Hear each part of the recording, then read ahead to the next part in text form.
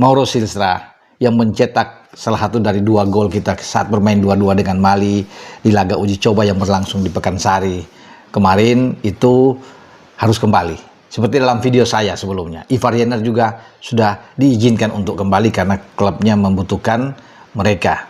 Ya selain Ivar, Mauro, dan Dion Marks juga harus balik. Sementara, karena kemudian mereka pergi dan kembali lagi.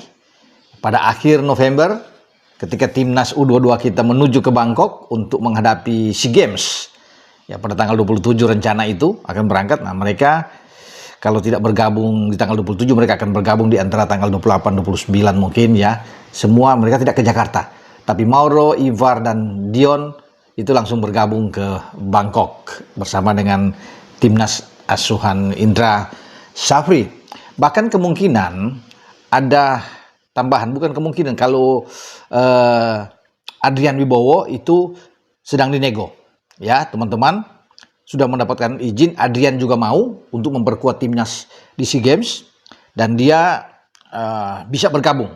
Nah, tetapi Marcelino Ferdinand itu dari Slovakia, karena dia dengan AS Trenčín saat ini akan bergabung juga di akhir, karena Marcelino sudah dapat lampu hijau, sudah ada komunikasi di antara manajemen PSSI, coach, dan juga dengan manajer timnas U22 bahwa pihak AS Trenčín mengizinkan dan Marcelino akan bergabung. Tambah kuatlah ya komposisi di starting 11 yang akan ditampilkan oleh Coach Indra selama berlangsung SEA Games pada edisi kali ini, karena kita sebagai juara bertahan. Artinya begini, kita meraih medali emas sebelumnya 2 tahun yang lalu di Kamboja SEA Games. Sekarang harus bisa mempertahankan. Banyak yang mengatakan bahwa mempertahankan gelar itu lebih sulit daripada untuk merebut. Benar. Tetapi sekarang karena kita ingin mempertahankan yang dikatakan sulit itu, kita menambah amunisinya agar lebih kuat dan bisa meraih back to back. Ya, meraih medali emas itu, dan ini menjadi harapan kita semua penggemar sepak bola Indonesia bahwa Ivar Jenner yang sudah ditunjuk sebagai kapten ke-11 akan memimpin ya rekan-rekannya untuk meraih back to back itu atau medali emas di cabang paling bergengsi di SEA Games. Nah, Mauro saya sudah bilang akan kembali dan dia terobsesi setelah mencetak gol kemarin. Itu gol pertama dia, debut bersama dengan timnas U22. Karena kita tahu kan dia sudah melakukan debut di timnas senior melawan Taipei, melawan Lebanon, tetapi kali ini lebih spesial karena dia bisa mencetak gol pertama dengan gol yang indah, placing yang dilakukan dengan kaki kirinya ke gawang Mali untuk bisa menyamakan kedudukan saat itu, saat kita tertinggal dengan 1-0, dan membuat Mauro itu lebih bergairah lagi ya, dan dia tertantang untuk kembali memperkuat timnas di SEA Games dan mencetak gol. Bahkan bukan tidak mungkin dia akan menjadi pencetak gol terbanyak, top skor di SEA Games, dan itu terbuka harapan dia karena Coach Is akan selalu menempatkan Mauro ketika dia dalam kondisi yang fit dan bugar, maka Mauro Silstra akan berada di depan. Banyak saingan memang, kita tahu bersama. Ya ada Jens Raven, ada Hoki, ya termasuk dengan Rafael Struijk yang ada di sana. Tetapi yang nomor 9 benar-benar dia akan tampil di sana. Kemungkinan besar mungkin saja dengan Rafael Struijk, karena Rafael Struijk kemarin ikut membuat gol kan, selain Mauro ke gawang Mali, dan mungkin 2 pemain ini yang akan ditampilkan. Ya, bisa saja posisi dari Rafael itu lebih bergeser, lebih ke kiri, dan Mauro ada di depan, tinggal di kanan. Siapa yang, kalau kemarin kita lihat kan pertandingan pertama di starting 11 lawan Mali, Coach Is memainkan dengan Hoki Caraka saat itu sebelum dia ditarik keluar.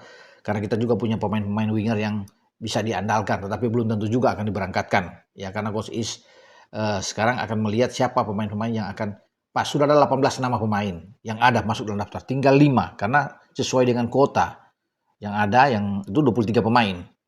Di TC sekarang ada 30. Berarti itu yang dia harus bisa mengerucut untuk turun ya. Kalau ada masuk dengan nama Marcelino, masuk dengan nama Adrian, nah ini akan lebih kuat tentunya. Dia menentukan 5 nama ke depan. 2 sudah terisi. Kalau benar-benar dengan Adrian Wibowo ini bisa datang, maka tinggal cari 3 nama Coach Is untuk bisa masuk di antara 18 nama.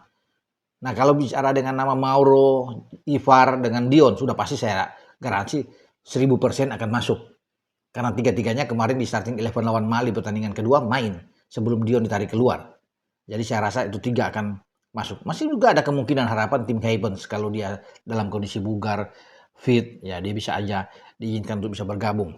Tapi tanpa Tim Evans juga di kiri sudah kuat karena kita punya Donny Tri di sana yang bisa bermain ya. Oke lah, ada Frankie Misa juga bisa diandalkan, ada Mikel Tata. Nah, mereka akan merebut posisi di sektor tersebut. Tapi memang kalau Tim Evans akan jauh lebih kuat komposisi di back kiri karena Donny kan ini sekarang lebih digeser lebih ke gelandang ya oleh Coach Indra. Jadi kalau bermain misalnya dengan 3-4-3, maka 3 di belakang itu kan sudah terlihat. Ya kemarin kita bisa bermain dengan Dion, ada Kadek dan juga dengan Ferrari. Maka di kiri ada Donitri yang akan bisa bermain karena kemarin Raka bermain dari sisi kanan dengan Ivar yang bermain tengah bersama dengan Pak Pahan ya. Dan kita akan tunggu siapa nama-nama yang akan masuk. Kalau sudah 18, 5 nama sudah dipotong dengan Marcelino dan juga dengan Adrian Wibowo, maka tinggal 3 yang akan masuk. Masih seru tentunya untuk menentukan daftar nama. Saya pikir pekan depan sudah diumumkan untuk siapa 23 pemain yang akan masuk dengan saya Bung Ropan berbicara.